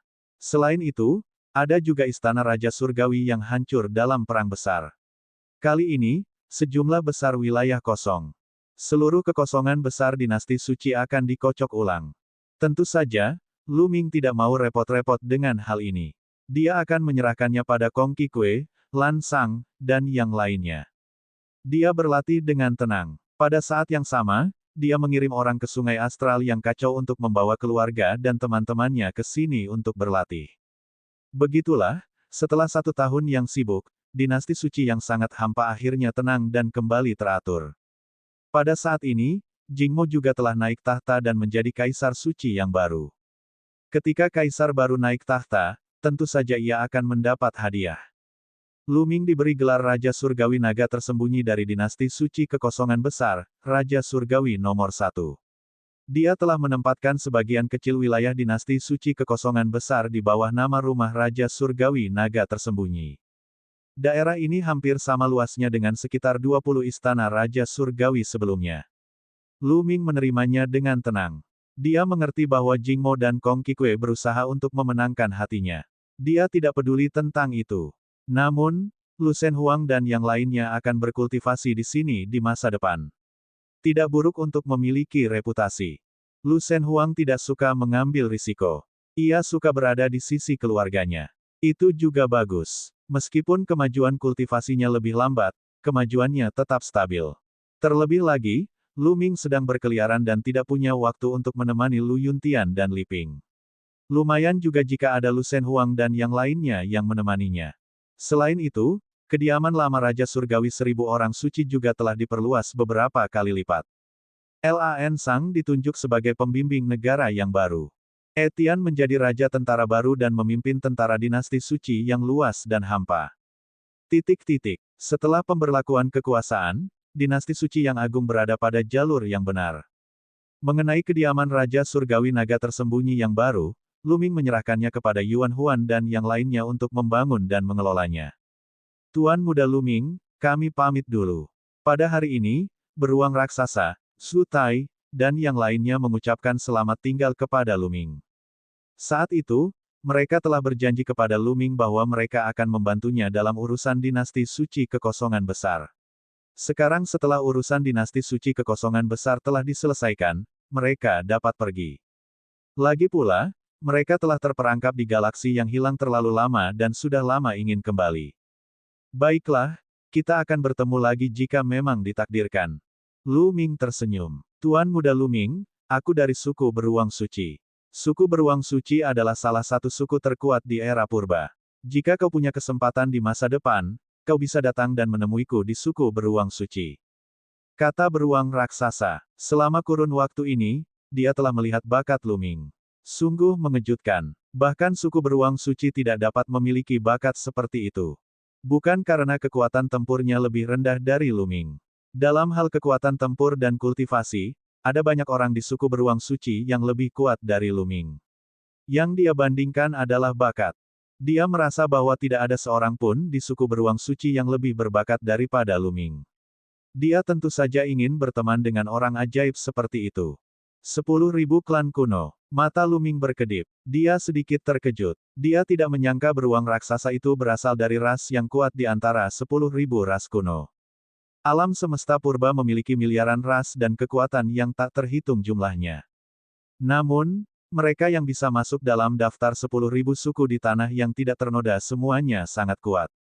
Mereka jauh dari apa yang bisa dibandingkan dengan dinasti suci yang sangat hampa atau suku barbar. Suku penyihir yang dia temui sebelumnya juga merupakan salah satu suku terkuat di tanah yang belum ternoda. Dia sombong dan karena alasan yang tidak diketahui, dia membunuh kaisar barbar. Baiklah, saya pasti akan berkunjung jika saya punya kesempatan. Lu Ming berkata, dia tidak akan melewatkan kesempatan untuk berteman dengan seseorang yang ada dalam daftar 10.000 suku di tanah yang tidak ternoda. Tuan Muda Lu Ming, aku, Su Tai, berasal dari klan babi surgawi. Aku juga anggota dari daftar 10.000 klan di tanah yang tidak ternoda. Jika kau punya kesempatan, datanglah dan temui aku. Su Tai menimpali. Baiklah, Lu Ming mengangguk. Setelah itu, yang lain juga memperkenalkan diri, berharap Lu Ming bisa bertemu dengan mereka saat dia senggang. Tentu saja, hanya beruang raksasa dan Su Tai yang ada dalam daftar 10.000 suku di tanah yang tak ternoda. Lu Ming mengangguk dan menyetujuinya untuk saat ini, kalau itu berguna di masa depan. Setelah berbincang-bincang sebentar, beruang raksasa dan yang lainnya pergi. Tidak lama setelah beruang raksasa dan yang lainnya pergi, keluarga dan teman-teman Lu Ming dari Sungai Astral yang kacau juga datang. Tentu saja, ada suasana yang meriah lagi. Sangat cepat, beberapa bulan berikutnya berlalu. Saatnya untuk menerobos. Lu Ming bergumam. Sekarang, dinasti suci kekosongan besar berada di jalur yang benar dan dia tidak perlu khawatir tentang hal itu. Dia berencana untuk mengasingkan diri dan menerobos ke alam dewa surgawi. Kemudian, dia akan membuka jimat giok yang ditinggalkan Xie Nianxing. Dengan lambaian tangannya, sejumlah besar kristal dewa purba muncul. Liang Tua, perbaiki itu untukku. Lu Ming berkata, kali ini, dia telah mengeluarkan setidaknya beberapa ratus ribu keping kristal surgawi primordial. Alam Raja Dewa, untuk bisa menerobos ke alam dewa tertinggi, dibutuhkan konsumsi energi dalam jumlah yang sangat besar. Serahkan saja padaku. Aku akan dapat memurnikan kristal suci purba itu dengan sangat cepat. Rumus kata, kuantitas, melepaskan kekuatan isap yang menyerap ratusan ribu kristal surgawi primal dan mulai memurnikannya. Tidak lama kemudian, gelombang energi murni mulai mengalir ke tubuh Lu Ming. Ia menyerapnya dan mengubahnya menjadi kekuatan surgawi miliknya. Lu Ming tidak langsung mencoba menerobos ke alam dewa surgawi. Energi yang sedikit ini masih jauh dari cukup. Ia perlu mengumpulkan energi. Ketika ia telah mengumpulkan cukup energi, ia akan mencoba menerobos. Di alam Raja Dewa, seseorang harus mengolah inti bintang. Untuk mencapai alam dewa yang surgawi, yang sesungguhnya diolah tetaplah inti bintang. Namun, ada juga beberapa perbedaan. Untuk menerobos ke alam dewa surgawi, seseorang perlu memadatkan cincin bintang di luar inti bintang. Cincin bintang mengelilingi inti bintang. Memadatkan satu cincin bintang dianggap sebagai dewa tingkat pertama, sedangkan memadatkan dua cincin bintang dianggap sebagai dewa tingkat kedua. Saat dia berada di alam dewa surgawi tingkat ke-9, akan ada 9 cincin bintang yang berputar mengelilingi inti bintang. Pada akhirnya, 9 cincin bintang dan inti bintang terbakar seluruhnya dan menyatu menjadi bintang. Dia telah memasuki alam kaisar surgawi. Sebenarnya alam kaisar surgawi mempunyai nama lain, yaitu alam bintang. Inti bintang dalam tubuh seseorang akan terbakar dan berubah menjadi bintang. Ini dianggap sebagai bintang tingkatan. Tentu saja, Lu Ming masih sangat jauh dari ini. Yang harus dia lakukan sekarang adalah mengumpulkan cukup energi dan memadatkan cincin bintang di sekitar inti bintang. Namun, Lu Ming memiliki 11 inti bintang. Jika dia ingin memadatkan cincin bintang, energi yang dibutuhkan akan sangat mengejutkan. Waktu berlalu lambat, hari demi hari, bulan demi bulan. Kekuatan surgawi yang terkumpul dalam tubuh Lu Ming semakin lama semakin kuat. Dalam sekejap mata, 30 tahun telah berlalu. Dalam 30 tahun, ratusan ribu kristal surgawi purba telah disempurnakan dengan kata, ukuran. Memurnikan ratusan ribu kristal dewa purba dalam 30 tahun juga karena formula kata, liang. Jika dia memurnikannya sendiri, siapa yang tahu berapa lama waktu yang dibutuhkan. Kekuatan surgawi yang terkumpul dari ratusan ribu kristal surgawi purba sangat kuat. Lu Ming baru saja akan memulai terobosannya. Bab 3549, menerobos ke tingkat Dewa Raja. Faktanya, alam Dewa Surgawi sama sekali tidak sulit bagi Luming. Ada banyak syarat untuk mencapai tingkat Dewa Raja. Pertama, faktor kekuatan surgawi harus dibangkitkan 3 kali. Hanya kekuatan surgawi dengan kualitas seperti itu yang dapat dipadatkan menjadi cincin bintang. Tanpa kebangkitan ketiga faktor kekuatan surgawi asal, tidak ada cara untuk memadatkan cincin bintang. Namun, berbagai kekuatan surgawi Luming telah mencapai kebangkitan keempat. Bahkan kekuatan surgawi penguasa telah mencapai kebangkitan kelima. Tidak sulit baginya untuk memadatkan cincin bintang. Selain itu, dengan meminjam kekuatan Jingyu, ia telah berhasil mencapai tingkat ke-9 dari alam Dewa Surgawi untuk sementara waktu. Ia telah memiliki sedikit pemahaman tentang alam Dewa Surgawi. Hambatan yang menghalanginya tidak ada lagi. Ia telah berhasil menembusnya. Oleh karena itu, selama dia memiliki cukup energi, Luming pasti akan memasuki alam Dewa Surgawi. Itu adalah hal yang wajar. Saat Luming mulai menerobos, aura yang dipancarkannya semakin kuat dan kuat. Tidak lama kemudian, aura itu mencapai titik kritis. Bas, wus. Pada saat itu, suara mendengung terdengar dari dantian Luming. Ke-11 inti bintang bergetar hebat. Setiap inti bintang bersinar dengan cahaya yang cemerlang, dan kekuatan surgawi mereka terkondensasi hingga ekstrim. Tiba-tiba, inti kekuatan dewa bersinar terang dan lingkaran bintang muncul di sekelilingnya. Cincin cahaya itu masih agak redup, tetapi sangat jernih dan sangat indah, seperti cincin beberapa planet di alam semesta. Akan tetapi, meskipun cincin bintang itu indah, cincin itu dipenuhi dengan energi yang menakutkan. Kekuatan surgawi kepala negara adalah yang pertama kali menerobos. Kemudian, inti bintang lainnya juga bergetar dan membentuk cincin bintang satu demi satu. Tombak Overlord, kekuatan surgawi matahari, kekuatan surgawi bulan. Segera, ada 11 inti bintang, yang masing-masing dikelilingi oleh cincin bintang, tampak sangat indah. Ledakan. Tubuh Luming meledak dengan fluktuasi energi yang mengejutkan, tetapi dia dengan cepat menahannya. Dia telah berhasil menerobos. Luming telah resmi menerobos ke alam Dewa Surgawi dan menjadi Dewa Surgawi. Luming menampakkan ekspresi gembira. Setelah mengalami begitu banyak hal, dia akhirnya menjadi Raja Dewa, satu tingkat di atas Raja Dewa. Saat itu, sebelum Xian Yanxing pergi, dia berkata bahwa Luming hanya bisa mencarinya setelah dia mencapai alam Raja Dewa. Saat itu, bagi Luming, alam di atas alam Raja Dewa sangatlah jauh. Tetapi sekarang, setelah kemajuan Luming selangkah demi selangkah, dia akhirnya menyadarinya. Ketika Luming menerobos, sebuah planet terpencil di galaksi yang sangat jauh dari ibu kota Dewa Ilusi yang agung tiba-tiba meledak dengan aura yang menakutkan. Setelah itu, cahaya pedang membubung ke langit dan menembus kedalaman langit berbintang. Tidak lama kemudian, sesosok tubuh melesat ke langit dan berdiri di langit berbintang. Cahaya pedang yang pekat terus-menerus keluar dari tubuhnya, membelah retakan mengerikan di angkasa. Itu adalah seorang pria muda, Kaisar Jianyi. Luming, sekarang aku sudah memasuki alam Dewa Surgawi, aku hanya butuh satu gerakan untuk membunuhmu. Kaisar Jianyi menjerit panjang, rambut panjangnya berkibar di udara, dan auranya membumbung tinggi. Sekarang, aku khawatir meskipun kamu mencapai Dewa Surgawi tingkat ke-9, kamu mungkin tidak akan mampu membunuh Luming. Terdengar suara keras, dan sebuah sosok melangkah di udara. Mawar malam. Kaisar Jianyi bergumam saat jejak ketakutan melintas di kedalaman matanya. Bagaimana kamu tahu aku ada di mana? Pedang Kaisar bertanya dengan sedikit kewaspadaan.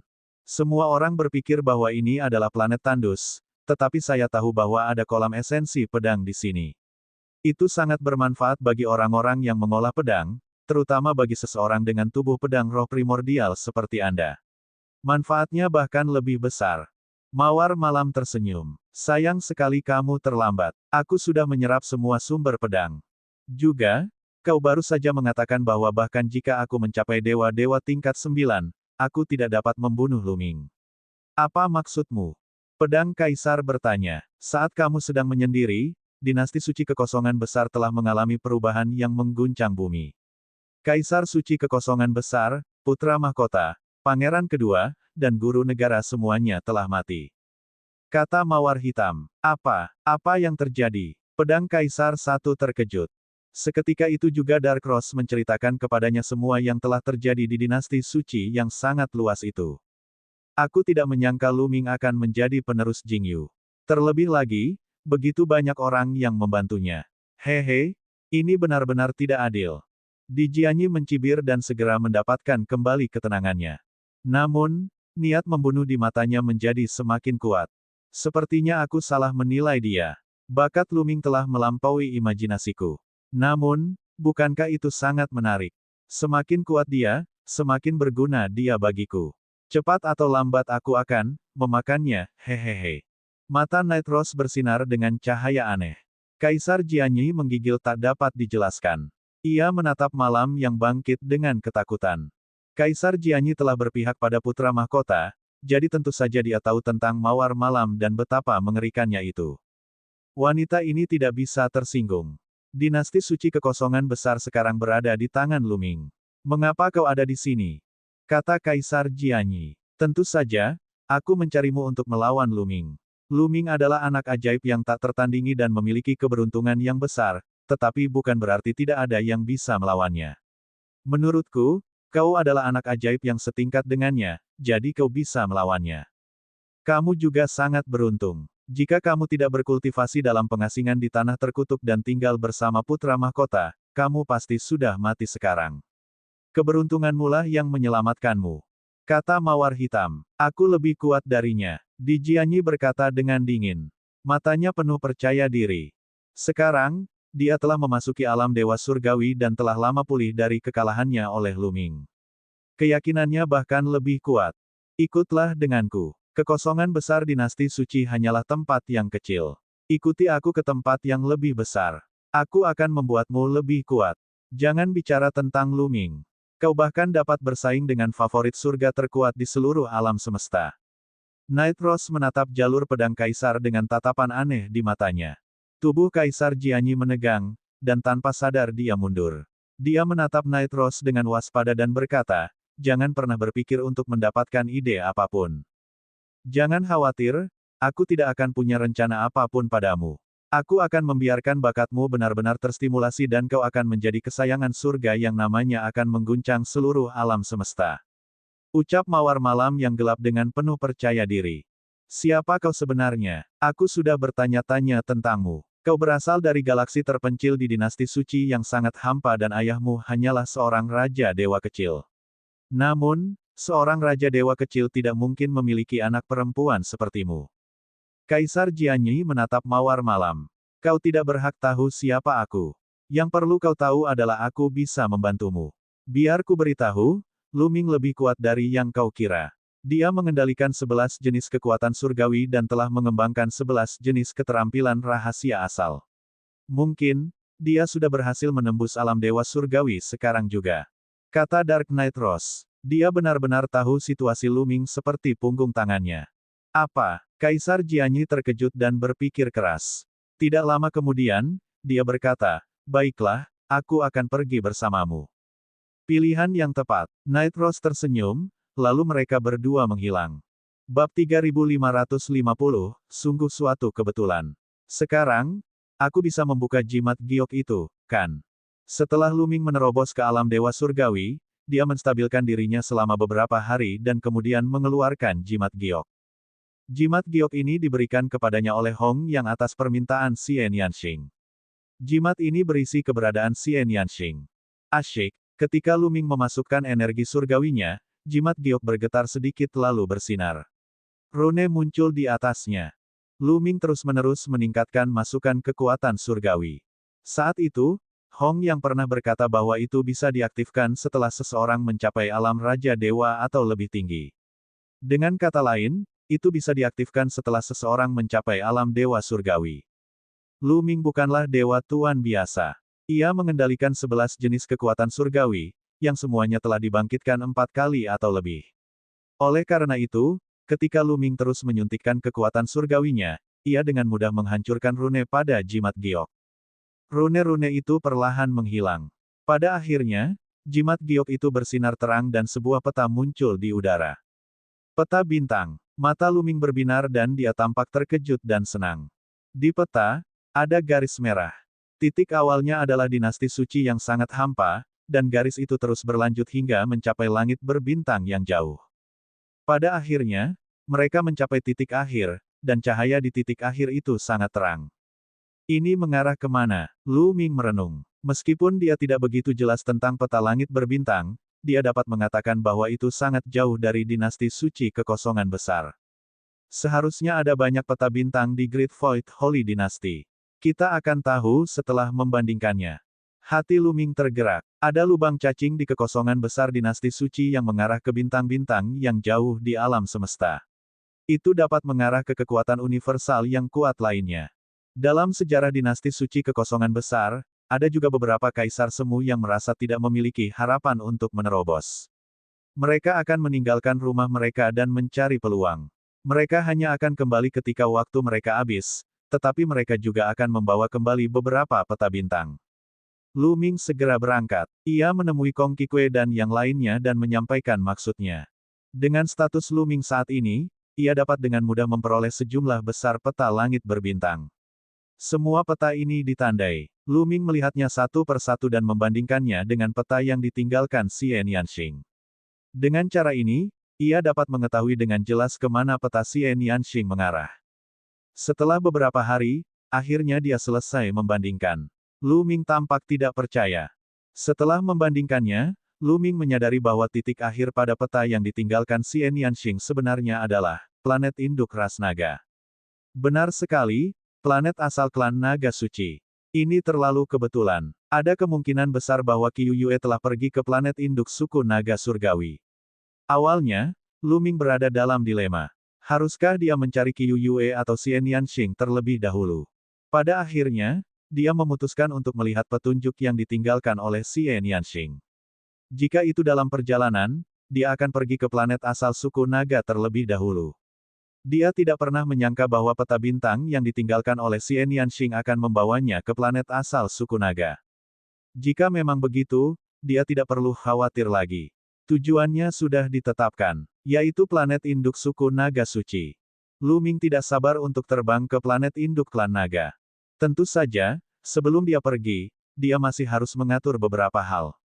Saat ini, sebagian besar teman dan keluarga Lu Ming telah tiba di dinasti suci yang sangat hampa. Lu Ming baru saja mendirikan kediaman Raja Naga Surgawi yang tersembunyi dan sekarang tinggal di sana. Lu Ming pertama kali bertemu dengan orang tuanya, kemudian Lu Shen Huang dan yang lainnya. Ia memberi tahu mereka tentang rencananya dan kemudian meninggalkan sejumlah besar sumber daya kultivasi. Kemudian, dia pergi menemui Lan Sang, Etian, Kong Qikui, dan lainnya untuk menjelaskan tujuannya. Lan Sang menghela napas. Dia sudah lama tahu bahwa Lu Ming tidak bisa tinggal di dinasti suci kekosongan besar, tetapi dia tidak menyangka Lu Ming akan pergi secepat itu. Lu Ming, alam semesta purba sangat luas dan memiliki banyak kekuatan serta ahli. Kau harus berhati-hati setelah pergi. Lan Sang memperingatkannya dengan serius. Ya, terutama klan-klan yang ada dalam daftar 10.000 klan di tanah yang belum ternoda. Mereka sangat menakutkan. Para jenius dari klan-klan itu juga luar biasa kuat. Ketika saya masih muda, saya pergi menjelajah sebentar dan hampir mati di sana. Saya kembali lagi nanti. Raja Surgawi 1000 orang suci tampaknya teringat masa lalu dan ekspresi ketakutan muncul di wajahnya. Terima kasih semuanya. Saya akan berhati-hati. Tolong jaga keluarga saya. Kata Lu Ming. Jangan khawatir. Selama aku masih hidup, aku tidak akan membiarkan siapapun menyentuh keluargamu. Kata Etian. Kalau begitu, selamat tinggal semuanya. Lu Ming mengepalkan tinjunya dan meninggalkan dinasti suci yang hampa. Ia kemudian tiba di wilayah tempat Kekaisaran Iblis Suci berada dan bertemu dengan Raja Iblis yang abadi. Kini setelah Kekaisaran Iblis Suci menguasai beberapa wilayah bintang, mereka merekrut pengikut dalam jumlah besar, dan jumlah pengikutnya meningkat drastis. Kau akan meninggalkan dinasti suci yang sangat hampa. Apakah kau butuh aku untuk ikut denganmu? Kata Raja Iblis yang tak pernah mati itu dengan mata berkedip-kedip. Tidak perlu. Kau akan tetap tinggal di Kekaisaran Saint Devil. Namun, kau harus memastikan keselamatan keluargaku. Lu Ming mendesak. Meskipun Raja Iblis yang abadi itu sangat kuat dan membawanya serta akan sangat membantunya, dia masih sangat percaya diri. Akan tetapi, dibandingkan dengan itu, lebih baik meninggalkan Raja Iblis yang tidak pernah mati itu di dinasti suci yang hampa. Raja Iblis yang abadi akan tetap berada di dinasti suci kekosongan besar. Ia mampu menjaga keseimbangan dinasti suci kekosongan besar. Jika Raja Iblis yang abadi pergi, Kekaisaran Iblis Suci dan dinasti suci yang hampa mungkin akan memulai perang. Bahkan dinasti suci Tianyi dan ras barbar akan menyerang dinasti suci kehampaan besar. Bagaimanapun, dinasti suci kehampaan besar sekarang sangat lemah. Bangsa barbar keadaannya lebih baik, tetapi hal itu sulit dikatakan bagi dinasti suci Tianyi. Selama Raja Iblis yang abadi itu tetap ada, kekuatan-kekuatan ini hanya bisa bersikap baik. Hanya dengan menjaga keseimbangan, mereka bisa memastikan keselamatan keluarga dan teman-temannya, dan bisa berkultivasi dengan damai. Baru pada saat itulah dia dapat pergi dengan tenang. Setelah semuanya siap, Lu Ming menuju ke wilayah selatan ibu kota suci yang sangat luas. Itu karena satu-satunya lubang cacing di kehampaan agung dinasti suci yang mengarah ke langit berbintang yang jauh ada di sini. Namun, saat ia hendak mencapai lubang cacing itu, ia tiba-tiba bertemu seseorang. Semangat biru. Tak perlu dikatakan, Lan Ling tahu bahwa Lu Ming akan pergi dan dia secara khusus menunggunya di sini. Lan Ling, sungguh kebetulan. Lu Ming berpura-pura bingung dan tersenyum. Kau meninggalkan kekosongan besar dinasti suci. Lan Ling berkata dengan tatapan rumit di matanya. Benar, tapi dia akan kembali suatu saat nanti. Kita akan bertemu lagi di masa depan. Lu Ming tersenyum. Ia selalu memiliki perasaan khusus saat berhadapan dengan roh indigo. Pada awalnya, Lan Sang bertekad untuk menikahkan Lan Ling dengannya dan berusaha sekuat tenaga untuk menjodohkan mereka. Tentu saja, Lan Ling awalnya menentangnya. Namun, seiring berjalannya waktu, Lan Ling perlahan berhenti menolak. Namun, dia menyadari bahwa jarak antara dirinya dan Lu Ming semakin jauh. Perbedaan tingkat kultivasi mereka semakin besar. Perlahan, Lan Sang tidak lagi mengungkit masalah ini. Meskipun saat ini kamu jauh di depanku, aku akan menyusulmu suatu hari nanti. Lan Ling menatap Lu Ming dengan ekspresi rumit dan berkata sambil menggertakkan gigi. Tentu saja aku percaya padamu. Lu Ming tersenyum. Tentu saja, dia hanya bersikap sopan. Dengan kecepatan kemajuannya, tidak ada seorang pun yang dapat mengejarnya. Lu Ming mempunyai pikiran dengan bangga. Keduanya terdiam lagi. Lu Ming adalah orang pertama yang berbicara, baiklah, aku harus pergi. Aku menantikan hari saat kau menyusulku. Lu Ming tersenyum dan melambaikan tangannya. Dia pergi tanpa menoleh ke belakang. Bab 3551, Sekte Pedang Api Suci. Di bagian selatan ibu kota Dewa Ilusi yang agung, sebuah lubang cacing besar sedang mengambang. Tempat ini tidak dijaga ketat, hanya beberapa orang yang dikirim untuk menjaganya secara simbolis. Ini karena lubang cacing ini mengarah ke langit berbintang yang jauh. Konon, lubang cacing ini mengarah ke kekuatan universal yang dahsyat, Sekte Pedang Api Suci. Ini adalah sekte, tetapi merupakan kekuatan universal sejati. Sekte ini memiliki kaisar dewa, dan bukan hanya satu atau dua. Dikatakan bahwa ada banyak kaisar dewa dan mereka sangat kuat. Mereka dapat dengan mudah menghancurkan dinasti suci yang sangat hampa.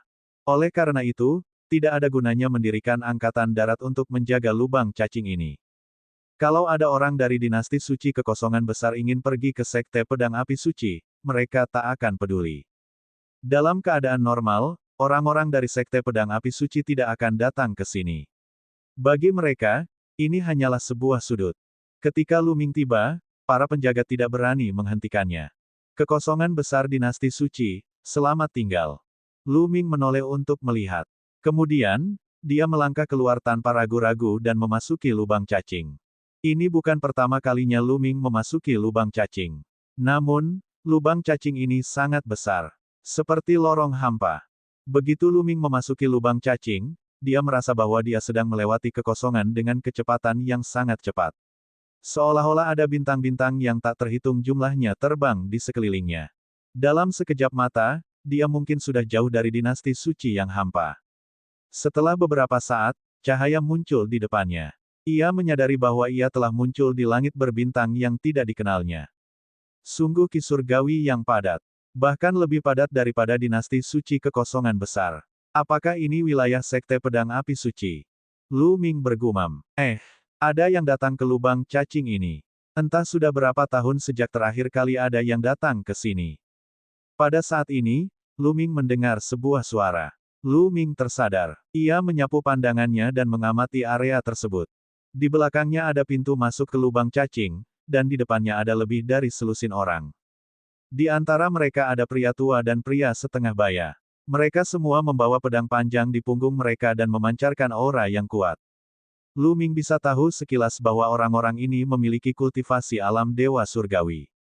Nak, kamu dari mana lagi? Oh, betul, itu dinasti suci yang sangat hampa. Apakah kamu dari dinasti suci yang sangat hampa? Seorang lelaki tua mengamati Lu Ming dengan cermat dan bertanya. Benar sekali, aku dari dinasti suci kekosongan besar. Para senior, apakah ini sekte pedang api suci? Lu Ming menangkupkan tinjunya dan bertanya dengan sopan. Ini adalah kali pertama mereka datang dan mereka belum mengenal tempat itu, jadi bersikap sopan sangatlah penting. Dia benar-benar berasal dari dinasti suci kekosongan besar. Dia masih sangat muda dan sudah berada di alam dewa. Sepertinya dia adalah seorang jenius teratas dari dinasti suci kekosongan besar. Orang tua itu mengamati Lu Ming dan berkata, benar sekali, ini adalah sekte pedang api suci. Lubang cacing itu sangat cepat. Menurut peta, dinasti suci kekosongan besar setidaknya berjarak beberapa ribu bidang bintang dari sekte pedang api suci. Kita telah tiba dalam waktu yang sangat singkat. Lu Ming menghela napas dalam hatinya dan kemudian bertanya, Senior, aku ingin pergi ke planet induk klan naga. Bolehkah aku tahu di mana lubang cacing itu? Lu Ming bertanya. Jarak ke planet induk suku naga sangatlah jauh. Tanpa lubang cacing yang mengarah langsung ke planet induk, ia harus melakukan transit beberapa kali. Sekte pedang api suci memiliki wilayah yang luas dan setidaknya 100 kali lebih besar dari dinasti suci yang hampa. Mereka juga memiliki banyak lubang cacing yang dapat menempuh jarak jauh. Namun, lubang cacing ini tersebar di tempat yang berbeda dan mengarah ke arah yang berbeda. Mungkin tidak banyak lubang cacing yang mengarah ke planet induk klan naga. Kau juga akan pergi ke planet induk ras naga. Kupikir bahkan tempat seperti dinasti suci yang sangat hampa akan menerima berita itu. Orang tua itu terkejut dan bergumam. Berita apa? Lu Ming bertanya dengan rasa ingin tahu. Dari apa yang dikatakan orang tua itu, mungkinkah banyak orang yang pergi ke planet induk ras naga? Aku tidak yakin. Kau harus pergi ke lubang cacing untuk mendapatkan beberapa informasi. Hanya ada 2 lubang cacing yang mengarah ke planet induk suku naga di sekte pedang api suci. Keduanya terletak di bidang bintang yang berbeda dari sekte pedang api suci. Apakah kau menginginkan peta galaksi sekte pedang api suci? Jika kau menginginkannya, aku bisa menjualnya kepadamu dengan harga murah. Orang tua itu tersenyum. Ya, 1 porsi berapa? Lu Ming berkata langsung. Dia pasti membutuhkan peta bintang. Kalau tidak, akan 10.000 kali lebih sulit menemukan lubang cacing di wilayah luas sekte pedang api suci daripada menemukan jarum di tumpukan jerami. 1 juta kristal suci tingkat tertinggi, atau 1 pil dewa. Kata lelaki tua itu. Mahal sekali. Senior, ini kan cuma peta bintang, apa perlu semahal itu? Lu Ming mengerutkan kening. 1 juta kristal suci tingkat tertinggi bukanlah masalah bagi Lu Ming. Namun, itu hanya peta bintang. Dia tidak perlu membayar harga sebesar itu. Pihak lain jelas-jelas mencoba menipunya. Adapun pil raja, itu adalah sejenis pil dewa. Itu sangat membantu para ahli alam dewa-dewa dan dapat meningkatkan kultivasi mereka dengan cepat. Di alam dewa surgawi, kecepatan kultivasi akan lebih lambat. Kultivasi biasa saja akan memakan waktu beberapa juta tahun, puluhan juta tahun, atau bahkan beberapa ratus juta tahun. Sedangkan untuk pil raja, itu dapat meningkatkan kecepatan kultivasi alam dewa surgawi. Oleh karena itu sangat berharga. 1 pil raja setara dengan 1 juta kristal dewa tingkat tertinggi. Tidak mahal. Peta bintang saya sangat rincin. Kata lelaki tua itu sambil tersenyum. Tidak perlu, aku tidak akan membeli lagi. Lu Ming menggelengkan kepalanya. Dan EBSCP, meskipun dia tidak peduli dengan 1 juta kristal suci kualitas tertinggi, dia tidak ingin menjadi pemboros dan dibunuh oleh pihak lain. Jika Anda ingin membeli peta bintang, caranya sangat mudah. Temukan planet yang memiliki kehidupan dan saya yakin akan mudah untuk membelinya. Dengan itu, Lu Ming terbang ke samping. Anda ingin pergi tanpa membeli. Berhenti di situ. Kau sedang mencari kematian, teriak lelaki tua itu dengan dingin. Dalam sekejap, dia berdiri di depan Luming, menghalanginya. Aura yang kuat meledak. Dewa tingkat ketiga. Orang tua ini merupakan eksistensi dewa tingkat ketiga. Pada saat yang sama, selusin orang lainnya bergerak cepat dan mengelilingi Luming di tengah. Aura mereka meledak dan menyelimuti Luming. Namun, yang terkuat adalah orang yang sama dengan lelaki tua itu, kultivasi dewa-dewa tingkat ketiga. Sisanya adalah dewa-dewa tingkat kedua, dewa-dewa tingkat pertama. Ini masuk akal. Lubang cacing ini hanya mengarah ke dinasti suci kekosongan besar. Sekte Pedang Api Suci sama sekali tidak peduli dengan dinasti suci kekosongan besar. Oleh karena itu, mereka hanya mengirim beberapa orang dengan kultivasi rendah untuk menjaga tempat ini. Tidak ada kultivator yang kuat. Tatapan mata Luming berubah dingin. Ini adalah pembelian yang dipaksakan. Apa yang sedang kamu lakukan? Luming bertanya dengan dingin. Nak, aku baru saja memberimu kesempatan, tetapi kau tidak tahu bagaimana menghargainya. Sekarang, serahkan cincin penyimpananmu. Kata lelaki tua itu dengan dingin. Ini bukan masalah menjual peta bintang, dia menginginkan cincin penyimpanan Luming secara langsung. Dia sudah tahu bahwa Luming hanyalah dewa tingkat pertama. Bahkan jika dia masih muda dan jenius, seberapa kuatkah seorang jenius dari dinasti suci Void Agung? Dia yakin bahwa dia dapat menekan Luming dengan satu tamparan. Apakah kamu yakin ingin mengambil cincin penyimpananku? Biarkan aku pergi, dan aku akan melupakan apa yang baru saja terjadi. Luming berkata dengan dingin. Ini adalah pertama kalinya dia berada di Sekte Pedang Api Suci dan dia tidak ingin menimbulkan masalah. Dia hanya ingin menggunakan lubang cacing di sini untuk menuju ke planet induk ras naga. Karena itu, dia mundur selangkah.